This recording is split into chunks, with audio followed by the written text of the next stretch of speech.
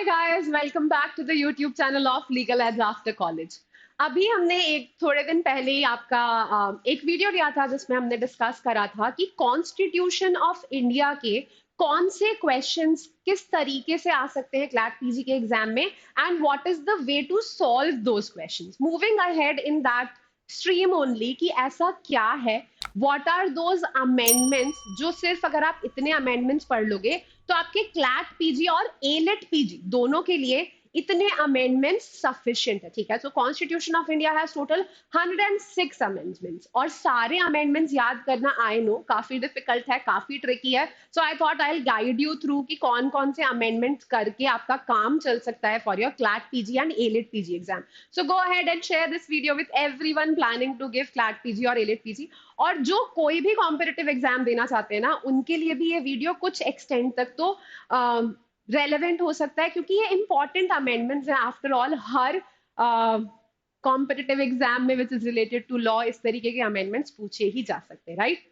So go ahead, share this video, like this video and subscribe to the channel if you have not yet subscribed। ठीक है, start करते हैं कि कौन कौन से कॉन्स्टिट्यूशनल अमेंडमेंट्स आपके लिए इंपॉर्टेंट हैं और उसमें भी स्पेसिफिकली अमेंडमेंट में क्या क्या चीजें देखनी है। तो हाँ, फर्स्ट कॉन्स्टिट्यूशनल अमेंडमेंट एक्ट तो ऑटोमेटिकली इंपॉर्टेंट हो जाता है क्योंकि ये फर्स्ट कॉन्स्टिट्यूशनल अमेंडमेंट एक्ट है। क्या हुआ था इससे आर्टिकल 15 क्लॉज 4 ऐड किया गया था और आर्टिकल 19 क्लॉज 6 में एक रेस्ट्रिक्शन ऐड करा गया था। ठीक, और इससे 9th शेड्यूल कॉन्स्टिट्यूशन में ऐड किया गया था। तो ये 9th शेड्यूल ऐड हुआ था, 15 क्लॉज 4 ऐड हुआ था और 19 क्लॉज 6 ऐड हुआ था। This is an important amendment.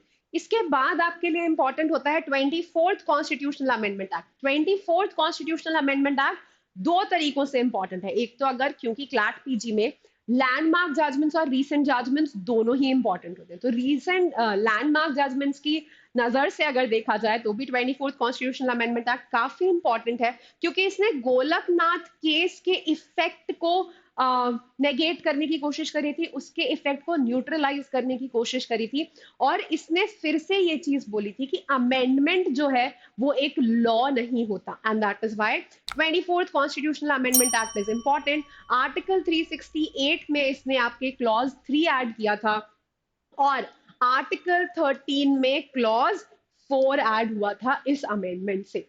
Then the next amendment which is necessary is the 42nd Constitutional Amendment Act 1976। हाँ, इन अमेंडमेंट एक्ट्स के प्लीज ईयर भी याद रखना क्योंकि इनके ईयर भी इंपॉर्टेंट होते हैं। ठीक, अब 42nd कॉन्स्टिट्यूशनल अमेंडमेंट एक्ट 1976 को हम एक मिनी कॉन्स्टिट्यूशन भी कहते हैं क्योंकि इसके थ्रू काफी सारे चेंजेस आए थे।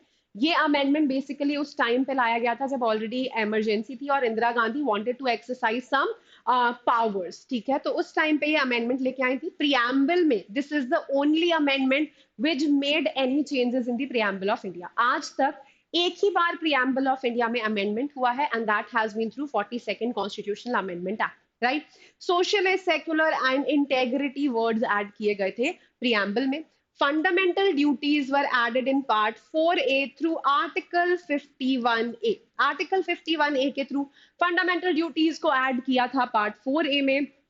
डायरेक्टिव प्रिंसिपल्स और फंडामेंटल राइट्स जो है उनके बीच में यहाँ पर आपका आर्टिकल 31C ऐड किया था और उसके थ्रू इन्होंने बोला था कि कुछ directive principles will have supremacy over some fundamental rights. ठीक, फिर सुप्रीम कोर्ट, हाई कोर्ट से रिलेटेड भी कुछ अमेंडमेंट्स आए थे। ऑल इंडिया जुडिशियल सर्विसेज का जो क्रिएशन के लिए जो अमेंडमेंट आया आपके आर्टिकल नंबर 312 में, that also came through this amendment only. Administrative tribunals का जो कॉन्सेप्ट था for speedy justice also came through 42nd constitutional amendment act.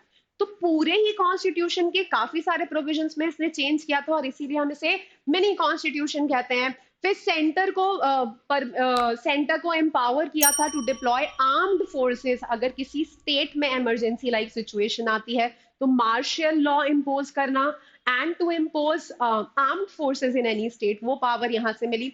President को अथॉरिटी दी प्रोक्लेमेशन ऑफ इमरजेंसी इशू करने के लिए। काउंसिल ऑफ मिनिस्टर्स की जो एड एंड एडवाइस है which is your article 73 as far as I remember, I think 73 का proviso ही है। ठीक है, जिसमें ये लिख दिया गया कि काउंसिल ऑफ मिनिस्टर्स की जो एडवाइस होगी that will be bound on the president of India. फिर लोकसभा और स्टेट असेंबलीज को इंक्रीज कर दिया उनका टेन्योर बाय 1 ईयर। फिर आया आपका 43rd कॉन्स्टिट्यूशनल अमेंडमेंट एक्ट, और बहुत सारी चीजें थी जो 42nd कॉन्स्टिट्यूशनल अमेंडमेंट एक्ट से क्या हो रहा था कि जो आपका लेजिस्लेचर था वो बहुत पावर असर्व कर रहा था, और सेपरेशन ऑफ पावर में काफी ऊपर नीचे हो रही थी चीजें। सुप्रीम कोर्ट और हाई कोर्ट्स की बहुत सारी पावर्स को यहाँ पर उनकी पावर्स में काफी ब्रीच हो रहा था, तो उसको रेक्टिफाई करने के लिए 43rd constitutional amendment act was introduced. And then came the 44th constitutional amendment act. 44th constitutional amendment act का पूरा पर्पस था केशव नंदा भारती का जो जजमेंट आया था उसके इफेक्ट को नलिफाई करने की इन्होंने थोड़ी बहुत यहाँ पर कोशिश करी थी। ठीक, इन्होंने राइट टू प्रॉपर्टी जो था उसको 300A में, मतलब बहुत सारी चीजें थी, one of which was making an effort to nullify the effect of Keshav Nanda Bharati also. ठीक है, सबसे पहले right to property article 300A में मूव कर दिया, 191F से हटा दिया। फिर कॉन्स्टिट्यूशन का जो प्रोक्लेमेशन ऑफ इमरजेंसी वाला प्रोविजन है अंडर आर्टिकल नंबर 362, उसको प्रेसिडेंट को वहां पर पावर दे दी on the ground of question in a court on the ground of malafide. उन्होंने बोला कि कोई भी कोर्ट में क्वेश्चन नहीं कर सकता किसी प्रोक्लेमेशन ऑफ इमरजेंसी को।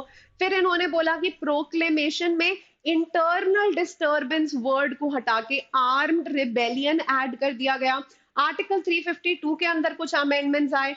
काउंसिल ऑफ मिनिस्टर के पास जो 42nd अमेंडमेंट एक्ट से आया था कि काउंसिल ऑफ मिनिस्टर की एडवाइस बाउंड होगी, उसमें एक और प्रोविजो फर्दर ऐड किया गया कि प्रेसिडेंट अगर चाहेगा तो वो रेफर कर सकता है कि फिर से आप रिकंसिडर कर लो अपनी एडवाइस को।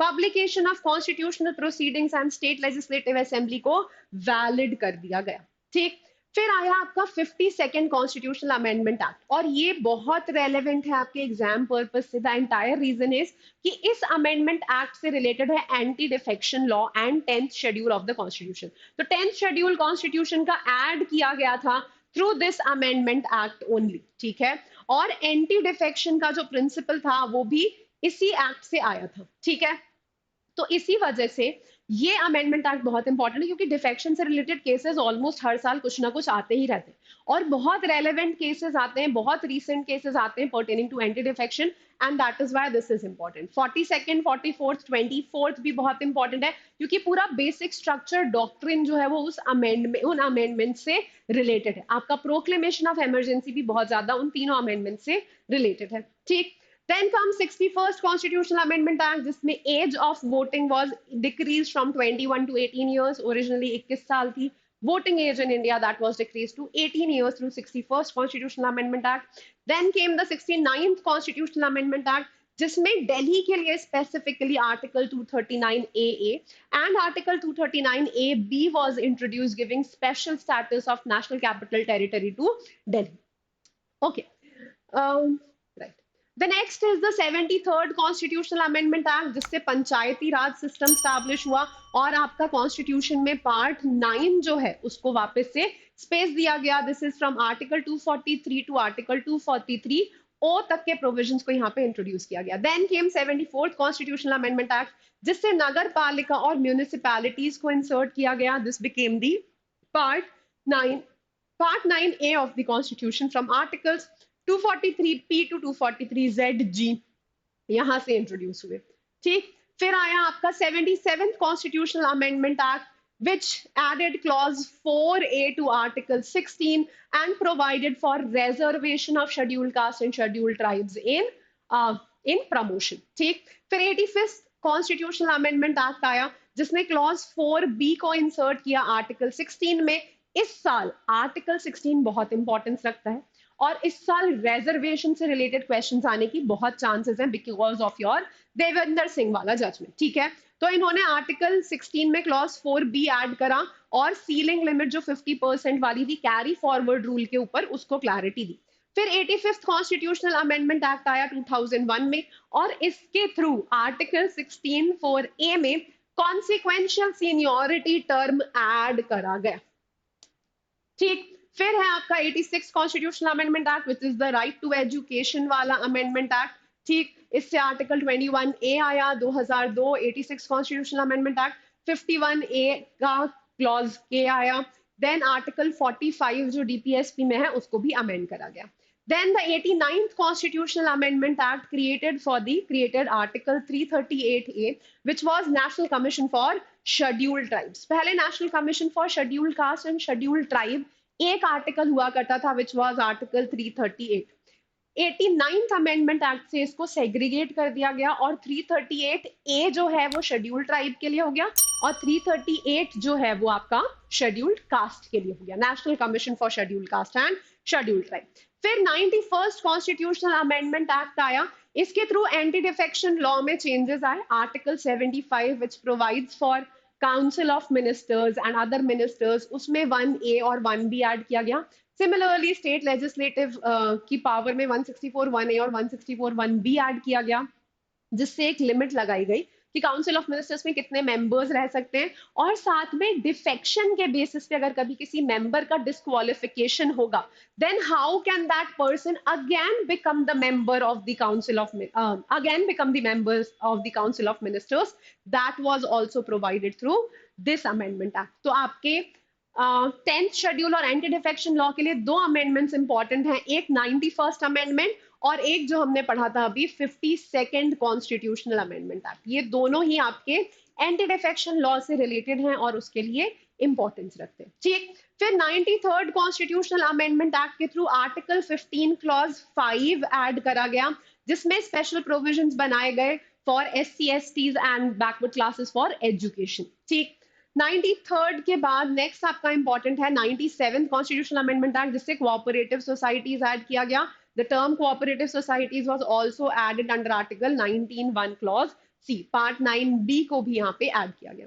फिर 101st constitutional amendment act, very infamous for GST, इसके थ्रू GST आया। अब जो आपके है ना 100 से लेके 106 जो अभी तक आ चुके हैं, सारे आपको पता होने चाहिए। ठीक, फिर आया 102nd के थ्रू OBCs के लिए, socially and educationally backward classes के लिए एक नेशनल कमीशन स्टैब्लिश की गई अंडर 338B, और उनके लिए 342A भी एक नया आर्टिकल इंट्रोड्यूस किया गया, जिसमें प्रेसिडेंट को पावर दे दी गई है टू डिसाइड विच क्लासेस और which caste of people belong to backward classes of the society, backward classes of the state और backward classes of the union territory. तो 102nd कॉन्स्टिट्यूशनल अमेंडमेंट एक्ट भी इस साल आपके लिए इंपॉर्टेंट है because of the reservation matter. Reservation वाला जो जजमेंट आया है, वहां पे उस जजमेंट में सुप्रीम कोर्ट ने इस आर्टिकल को भी डिस्कस किया है। ठीक, okay, moving ahead, 103rd constitutional amendment act 2019,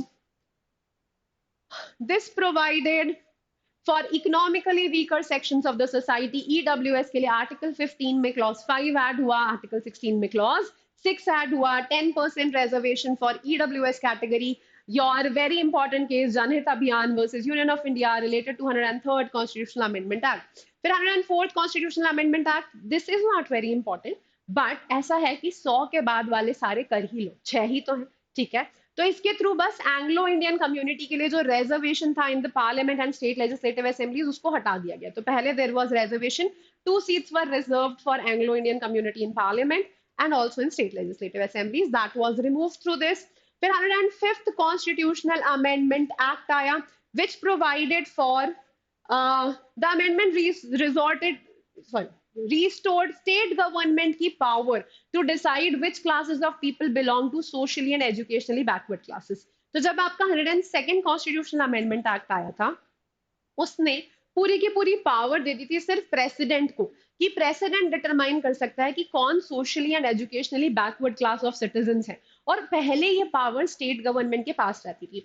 तो 105th कॉन्स्टिट्यूशनल अमेंडमेंट एक्ट के थ्रू स्टेट गवर्नमेंट को फिर से ये पावर दे दी गई कि अब स्टेट गवर्नमेंट भी डिटरमाइन कर सकती है that who is SEBC, socially and educationally backward class. ठीक, then last is your 106th constitutional amendment act, जो लास्ट ईयर सितंबर में आया था, provides for 1/3 reservation of women in legislative assemblies and parliament. 33% reservation for women का यहाँ से concept आया।